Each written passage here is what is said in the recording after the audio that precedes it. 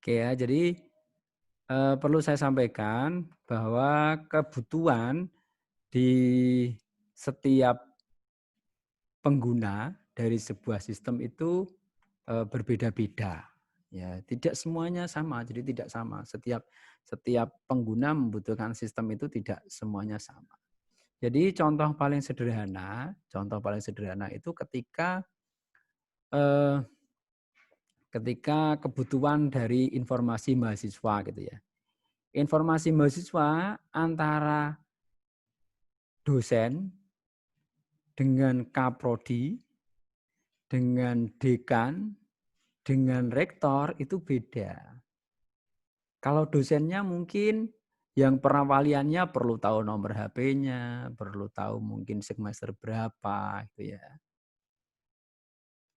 Tetapi juga per kelasnya mahasiswanya per kelasnya. Nah, sedangkan kalau kebutuhan kaprodi beda. Jadi kebutuhannya mungkin rata-rata nilai per semester berapa gitu ya. Kemudian per angkatan jumlahnya berapa. Tapi kebutuhan dekan beda lagi. Per prodi, perangkatan ini prodi ini ada berapa. Kemudian yang lulus berapa, yang belum berapa perangkatan ini. Mungkin gitu kalau levelnya dekan. Jadi tidak sampai detail mahasiswa ini namanya ini dari sini tidak sedetail itu. Termasuk nanti Pak rektornya, rektornya tidak perlu tahu justru SI itu ada berapa atau ekonomi ada berapa jumlahnya per angkatannya, per kelasnya maksudnya, per kelasnya tidak tahu sampai seperti itu. Tapi pengennya tahunya ekonomi itu semester 5 atau semester 6 itu ada berapa jumlahnya. Satu angkatan itu ada berapa. Nah, jadi kebutuhan informasi itu beda-beda. Ya, per angkatan nanti angkatannya tahu berapa sehingga nanti Pak Rektor akan mengambil kebijakan atau keputusan itu tergantung informasi yang didapatkan. Level mengambil kebijakannya pun berbeda-beda ya antara satu orang pimpinan dengan pimpinan yang lain. Nah, sistem informasi eksekutif itu digunakan untuk level kepimpinan yang eksekutif yang paling atas. Jadi misalkan contohnya kalau di kampus ya rektornya atau kalau di perusahaan CIO-nya ya gitu ya. Jadi kebutuhan level paling atas. Nah, seperti materi yang pernah saya sampaikan kemarin, di materi yang kemarin bahwasanya eh, di dalam sistem informasi eksekutif itu tingkatannya adalah yang paling atas, ya. Jadi yang paling atas. Jadi paling bawah itu TPS untuk worker ya, untuk pekerjanya itu transaction processing system. Jadi untuk kebutuhan transaksi. Jadi transaksi ya misalkan stok kalau di supermarket itu ya, kemudian jual beli dan lain sebagainya. Kemudian kalau di atasnya itu level manajemen information system atau seperti yang kita pelajari ini, sistem informasi manajemen ya di mata kuliah ini. Kemudian di atasnya ada senior manager itu jadi pengambil kebijakan decision support systemnya dia. Nah, setelah itu yang paling atas adalah eksekutif information system. Nah, pada pembahasan kali ini kita tadi saya sampaikan tentang eksekutif informasi sistem atau sistem informasi eksekutif. Ya, jadi kebutuhannya ini tingkatan yang paling atas. Nah, mengapa diperlukan? Jadi diantaranya kan untuk kebutuhan eksternal yaitu meningkatnya persaingan gitu ya.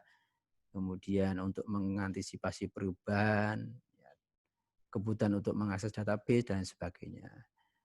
Lalu setelah itu sistem informasi eksekutif ini juga ada pendukung sistem informasi yang lain. Ya, di antaranya sistem informasi pemasaran, kemudian manufaktur, kemudian sistem informasi keuangan, sistem informasi SDM dan lain sebagainya ya. Jadi sistem informasi eksekutif itu didukung dari berbagai banyak sistem informasi yang lain. Karena sistem itu kan eh, apa ya global ya namanya sistem itu global. Jadi tidak satu. Contohnya ketika contoh paling sederhana ya sistem informasi pencernaan. Nah, di dalam yang paling mudah kita lihat ya, sistem informasi pencernaan. Nah, sistem informasi pencernaan itu di dalamnya ada sistem informasi lagi. Ada sistemnya lagi ya, bukan informasi ya, sistem pencernaan gitu ya. Sistem pencernaan itu ada di dalamnya ada sistemnya lagi. Nah, sistemnya apa? Contohnya misalkan sistem apa ya? Di mulut sendiri. Jadi ada mengunyah ya, mengunyah, menghancurkan makanan di mulut itu kan sistem sendiri itu. Ya, berjalannya itu dulu. Jadi ada proses mengunyah makanan, kemudian setelah itu menelan. Nah, itu ada sistemnya lagi. Nanti di dalam perut ada, nah itu di dalam satu sistem informasi. Jadi di dalam sistem itu banyak sistem-sistem yang lain, termasuk atau yang namanya subsistem ya. Termasuk sistem informasi eksekutif itu tadi didukung oleh banyak sistem yang lain. Ya, tadi ada sistem informasi akuntansi, kemudian keuangan, kemudian eh, pemasaran, manufaktur, SDM, dan lain sebagainya. Lalu sasaran sistem informasi eksekutif itu untuk mencatat transaksi-transaksi informasi yang masuk, kemudian sumber bernilai tinggi ya, lalu memanfaatkan peluang, menyesuaikan sistem pada perorangan, dan memanfaatkan teknologi tentunya ya, karena sistem informasi itu harus menggunakan teknologi. Dan di dalam modelnya ya, model sistem informasi eksekutif itu ada database, kemudian personal komputer atau PC ya, di sana ada permintaan informasi dan informasi yang ditayangkan. Lalu di dalamnya ada database, ada servernya ya, ada database perusahaan, email, software aplikasi, kemudian berita mutakhir ya, mutakhir itu di dalam komputer untuk perusahaan. Nah, di bawahnya baru ada data dan informasi eksternal. Nah, ini yang masuk ke dalam workstation eksekutif itu berarti ada komputer di dalamnya dan database yang sudah diambil dari server. Nah, kemudian kuisnya kemarin saya disampaikan yang pertama adalah bagaimana sistem informasi eksekutif di masa depan. Kira-kira bagaimana menurut kalian? Ya, silakan nanti dipersiapkan, nanti saya akan tanya mungkin satu atau dua orang. Kemudian yang kedua, manfaat apa yang diperlukan dengan adanya sistem informasi eksekutif. Lalu perbedaan antara SIM dan sistem informasi eksekutif. Serta bagaimana cara mengenali sistem informasi yang berbasis komputer untuk memenuhi jumlah kebutuhan informasi eksekutif. Itu ya kemarin pertanyaannya. Nah, mungkin dari perwakilan dari cowok satu, kemudian cewek satu. Monggo, silakan ada yang mau menyampaikan jawabannya yang kemarin.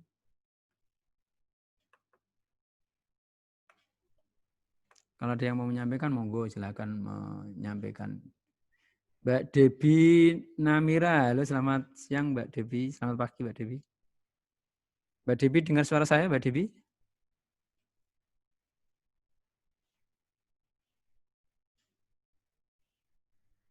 Mbak Debi dalam perjalanan hati-hati ya Mbak Debi ya. Sedang dalam perjalanan nih Mbak Debi ini. Oke. Oke. Mbak Intan tadi sudah ada suaranya ya. Halo Mbak Intan, sudah ada suaranya Mbak Intan?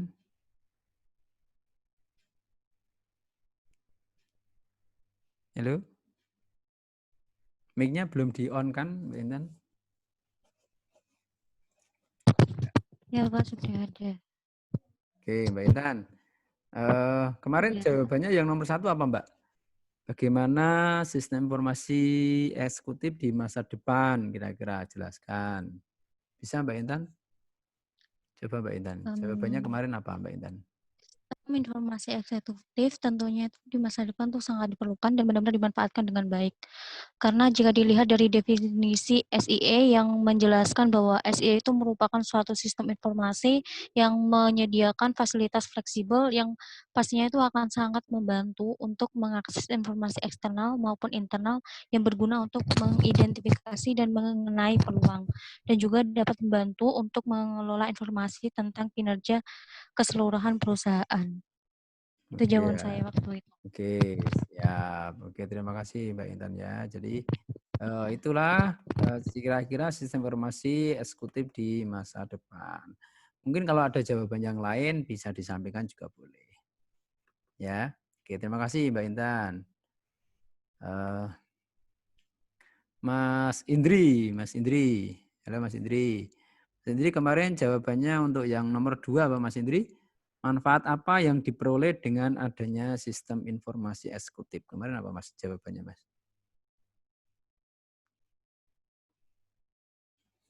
Di on-kan dulu mic-nya.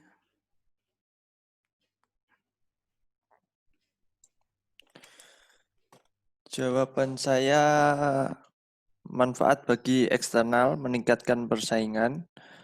Yang kedua, dengan cepat mengantisipasi perubahan lingkungan. Yang ketiga, kebutuhan untuk mengajarkan database eksternal. Ya, selanjutnya manfaat bagi internal, kebutuhan informasi yang tepat, kebutuhan komunikasi, kebutuhan mengakses data operasional, kebutuhan mengupdate status pada aktivitas yang berbeda. Yang selanjutnya kebutuhan untuk meningkatkan keefektifan. Ya, selanjutnya kebutuhan untuk mengenal data historis, kebutuhan untuk mengakses data perusahaan, kebutuhan informasi yang lebih akurat. Itu Pak jawaban saya. Oke, terima kasih Mas Indri ya. Jadi manfaat yang diperoleh dengan adanya SIA itu sangat sistem informasi eksekutif ya maksudnya. SIA itu sangat banyak ya, di antaranya tadi disampaikan Mas Indri untuk kebutuhan database eksternal. Yang pasti ini sebenarnya informasi ini sangat penting untuk kebutuhan pengambilan kebijakan di level paling atas gitu ya. Karena informasi ini eksekutif ya, informasi yang sangat eksekutif. Ya, informasi eksekutif itu jadi kebutuhan data itu juga tidak sama tadi ya saya sampaikan di awal. Jadi ada tingkatannya, ada levelnya, level global gitu ya. Jadi contohnya paling sederhana juga misalkan pemilik Alfamart gitu ya atau Indomaret. Kalau level transaksinya setiap harinya misalkan itu di bagian transaksi pengennya tahu penjumlahan barang setiap barang laku berapa gitu kan. Kemudian hari ini transaksinya dapat berapa, dapat saldo berapa gitu. Itu kebutuhan di di level kasirnya. Kebutuhan di misalkan di kepala atau direktur di tempat itu misalkan di satu Alfamart gitu atau Indomaret gitu ya. Nah, itu nanti dia akan kebutuhannya berbeda. Oh, mungkin barang-barang yang habis berapa sehingga nanti kita akan mengambil barang. Kemudian kita dapat untung berapa, kira-kira nanti balik modal sampai berapa. Nah, kebutuhan di franchise-nya yang paling atas misalkan itu Alfamart sana berapa, Alfamart sini dapat berapa. Nah, menghitungnya beda-beda ya. Kebutuhannya beda-beda. Oke, terima kasih Mas ya. Oke, kemudian selanjutnya.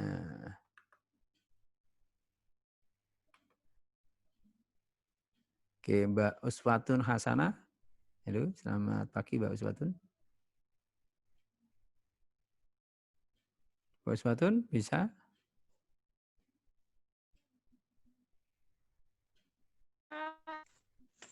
Iya, ada Mbak Uswatun. Sehat Mbak Uswatun? Sehat Mbak? Sehat, Pak. Oke, sinyalnya kurang bagus ya Mbak Uswatun ya. Oke, untuk yang nomor 3 Mbak, perbedaan antara SIM dan SIE apa ya kira-kira ya? Kemarin ya jawabannya ya. Sistem informasi data yang digunakan untuk pengambilan keputusan menggunakan data lampau dan kini. Sedangkan sistem informasi eksekutif menyajikan informasi laporan dalam berbagai bentuk. Kalau Sistem informasi manajemen, sistem informasi dalam suatu organisasi untuk menghasilkan outputan sebagai proses memecahkan masalah. Sedangkan sistem informasi eksekutif menyatukan data dari berbagai sistem menjadi kesatuan informasi dan disajikan snapshot arsip. Sistem informasi manajemen, sistem informasi manajemen berorientasi pada laporan, sedangkan informasi eksekutif menyediakan kemudahan akses internal dan eksternal serta keterangan yang relevan. Sistem informasi manajemen, alur informasi terstruktur dan terpusat, sedangkan sistem informasi eksekutif didesain untuk menyediakan data secepatnya untuk pengambilan keputusan.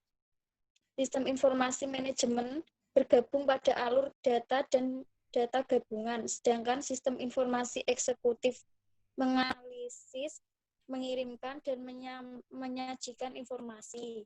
Sistem informasi manajemen, informasi tersebut tersedia dalam bentuk laporan periodik, laporan khusus, dan output dari simulasi matematika. Sedangkan sistem informasi eksekutif, hasil yang diterima untuk memonitoring, menyimpan yang terjadi dalam wilayah kerjanya, baik dengan memasukkan cerita cel sukses faktor maupun dalam hal manajemen B exception, dan dapat mensimulasikan kenyataan yang bakal terjadi. Itu Pak. Oke, nggih. Terima kasih Mbak Uswatun Hasanah ya. Jadi sangat gamblang ya, kelihatan sekali bahwa kalau sistem informasi eksekutif itu sebenarnya sistem informasi manajemen itu pendukung sistem informasi eksekutif gitu ya, seperti yang saya jelaskan di awal tadi.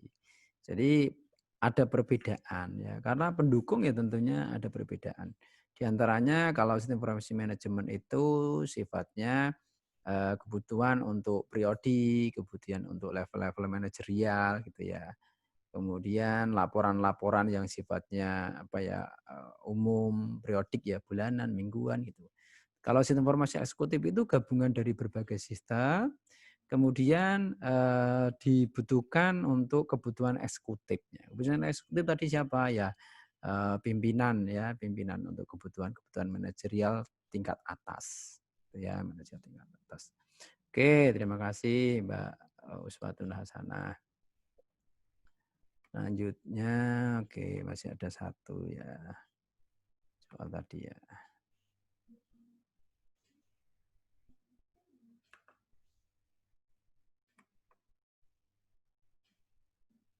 Oke, Mas Mikdad. Halo, Mas Mikdad. Selamat siang, Mas Mikdad. Siang. Oke, di mana Mas lagi Mas? Di kamar. Oh, di kamar. Tapi enggak sambil tiduran ya ini ya? Ya. Oh, udah mandi belum Mas? Sudah Pak. Wih, ya sih berarti. Bagus. Oke. Mas Mikdad, tadi yang bagaimana cara mengenali SIE Mas, yang nomor 4 Mas. Berbasis komputer untuk memenuhi jumlah kebutuhan informasi eksekutif. Kemarin jawabannya apa Mas? Yang nomor 4. SIE menawarkan laporan yang kuat dan kemampuan menelusuri di mana SIE mengintegrasikan data yang berasal dari sumber data internal. Sudah Pak. Oh gitu ya. Untuk mengenalinya bagaimana? Maupun eksternal, kemudian melakukan transformasi data keadaan bentuk rangkuman laporan yang berguna. Laporan ini biasanya digunakan oleh manajer dan level eksekutif untuk mengakses secara cepat laporan yang berasal dari seluruh perusahaan dan departemen, sehingga dapat diperoleh pengetahuan yang berguna bagi pihak eksekutif. Ya, Pak. Oke, terima kasih Mas Mikdad ya. Jadi cara mengenali sistem informasi eksekutif berbasis komputer itu sebenarnya ya tadi disampaikan secara jelas ya Mas Mikdad ya, bahwasanya sistem informasi eksekutif itu dari semua sistem, dari semua direktorat, dari semua informasi yang ada itu terkumpul jadi satu di sistem informasi eksekutif. Jadi levelnya itu eksekutif itu paling atas ya. Jadi gabungan dari berbagai sistem, dari berbagai divisi gitu ya, dari berbagai divisi pemasaran, ada tadi kan ada keuangan, ada SDM, ada manajemen dan lain sebagainya. Nah, cara mengenali sistem informasi berbasis komputer ya ini untuk memenuhi sejumlah kebutuhan informasi eksekutif itu sebenarnya adalah bahwa sistem ini mudah atau secara cepat dapat diketahui, maksudnya dapat diterima, dapat memberikan informasi. Karena kan menggunakan komputer ya. Kalau komputer itu terintegrasi dari berbagai sistem, maka dengan sangat cepat akan dapat diketahui atau akan dapat diambil informasi eksekutif tersebut. Ya, jadi seberapa cepat pengambilan informasi eksekutif itu tergantung dari penggunaan sistem informasinya. Berbasis komputer atau tidak. Kalau tidak berbasis komputer tentunya agak lama, pengambilannya tentunya lama. Tetapi kalau berbasis komputer, nah itu nanti akan sangat cepat ya proses mendapatkan informasi eksekutifnya. Oke ya, terima kasih. Sangat luar biasa ya.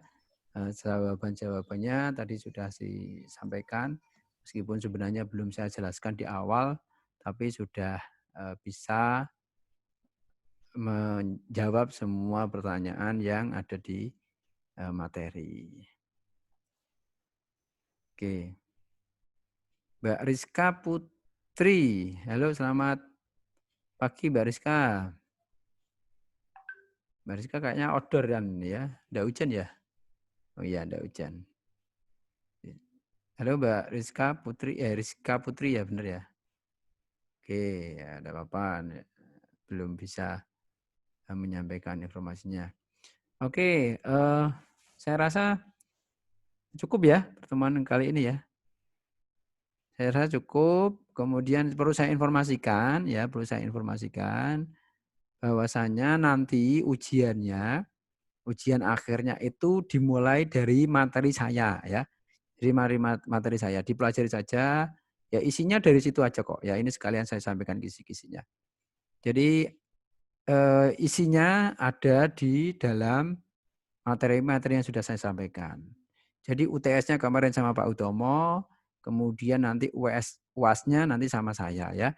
Dengan saya sehingga soalnya nanti saya ambil dari materi-materi yang sudah saya sampaikan.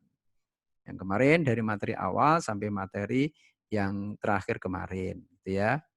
Kemudian cara mengerjakannya nanti ya silakan diingat-ingat atau nanti sih insya Allah saya upload nanti videonya ini ya. Jadi cara mengerjakannya nanti adalah akan saya buatkan di Sunan kuis gitu ya. Nah kuis itu nanti bisa kalian buka.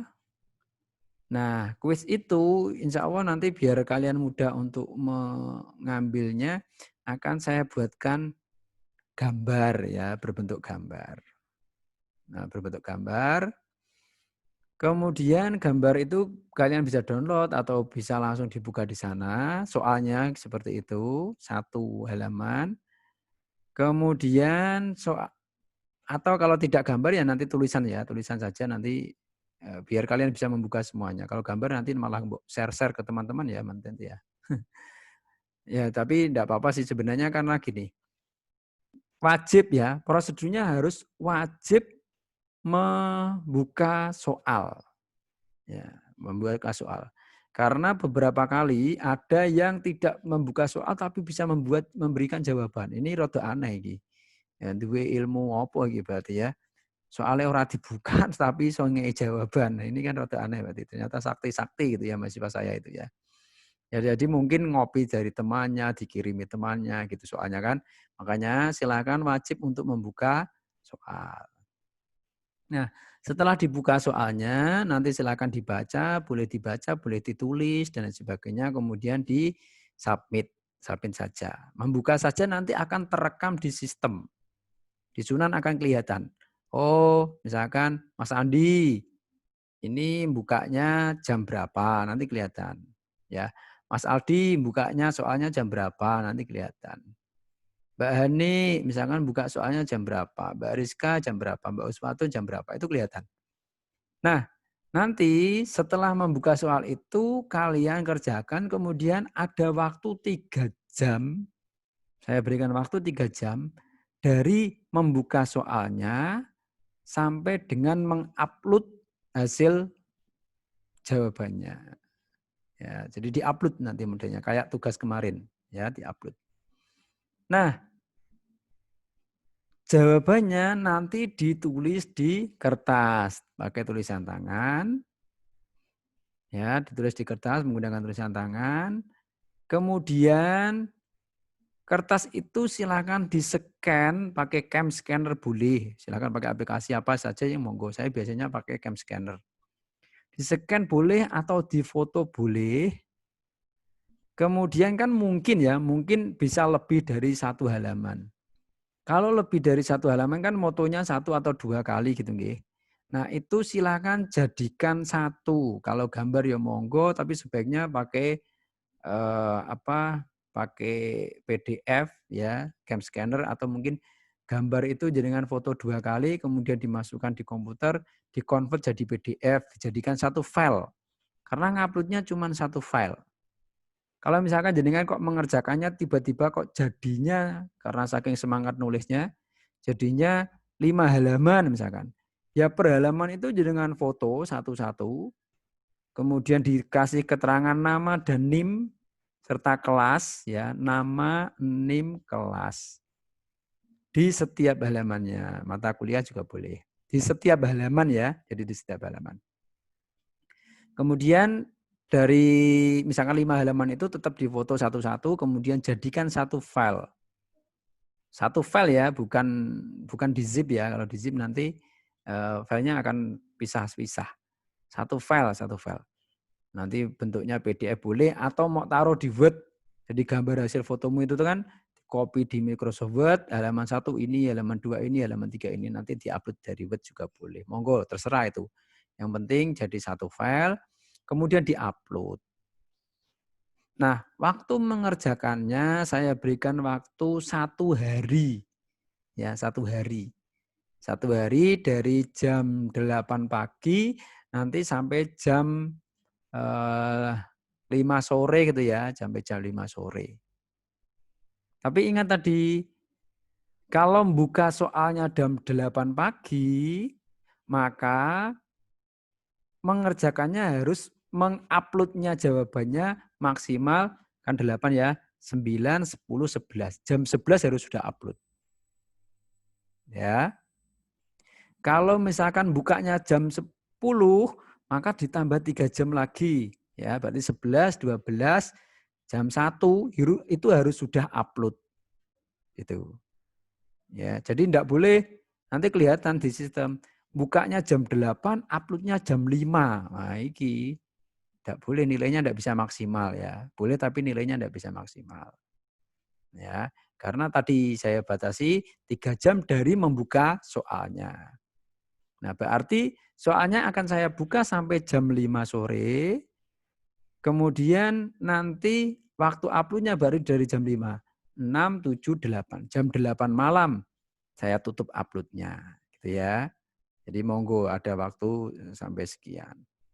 Jadi ingat jangan membukanya jam 8 pagi, upload jawabannya jam 8 malam. Nah itu malah per jam itu kacau itu nanti ya. Jangan sampai seperti itu ya. Termasuk tadi soalnya harus dibuka dulu. Bukti untuk nanti pengirimannya. Makanya kalau tidak membuka soal nanti akan kelihatan di sistem. Oh, orang ini tidak membuka soal. Tapi kok ngupload jawaban. Nah ini sulapan. Itu ya. Tidak buka soal kok bisa memberikan jawaban. Itu ya. Oke, ada pertanyaan mungkin? Monggo. Cara menjadikan 1 file, Pak. Difoto dulu, kemudian paling gampang ya, difoto dulu. Nanti misalkan kalau fotonya ada 5, nanti ditaruh di Microsoft Word. Halaman pertama foto 1, halaman kedua foto 2, halaman ketiga foto 3, halaman keempat foto keempat, halaman kelima foto kelima. Kemudian di save as jadi PDF atau yang lain monggo. Nanti di-upload, yang uploadnya satu file. Itu ya. Itu mode UAS-nya nanti seperti itu. Jadi tidak ABC karena saya berharap nanti kalian bisa memahami materinya kayak tadi. Kemudian jawabnya tidak usah terlalu panjang, yang penting bisa kami pahami gitu ya. Ora harus dawu ngono kuwi sesuai materi terus ditulis kabeh jawabannya ndak harus seperti itu. Ya nanti ndak pirang-pirang halamannya. Gitu. Ya, ada pertanyaan mungkin prosedurnya minggu depan ya, berarti Selasa minggu depan. Ya, Selasa minggu depan silakan mulai dikerjakan. Nanti soalnya akan saya buat segera. Gitu nggih. Bisa dipahami ya? Bisa, Pak. Oke, sip ya. Nggih, nanti kalau kurang jelas boleh nanti juga akan saya mungkin ya sampaikan di grup mungkin ya, di grup WA juga boleh ya. Oke. Ada yang pertanyaan?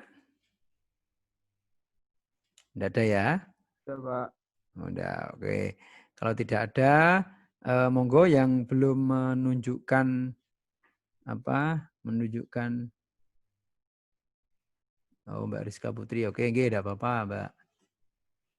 Oke, sinyalnya susah, oke, nggih. Monggo silakan kameranya di-on-kan ya untuk dokumentasi, Mbak Rina, Mbak Ayu, ya silakan di-on-kan kameranya. Kita untuk kebutuhan dokumentasi nanti akan saya kirimkan ke grup juga ya. Monggo silakan di-on-kan kameranya yang belum on.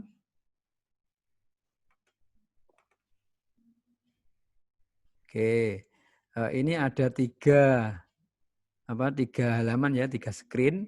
Tidak tahu nanti jenengan posisinya ada di mana. Ya, tidak tahu nanti posisi ada di mana. Tapi silakan nanti tetap ya di hitungan ketiga saya tetap senyum ke kameranya masing-masing, gitu ya. Oke, pada hitungan ketiga ya, silakan tetap senyum. 1, 2, 3. Nah, sebentar, ada yang baru nongol, Mbak Uswatun. 1, 2, 3. Oke, ini halaman pertama ya. Halaman pertama.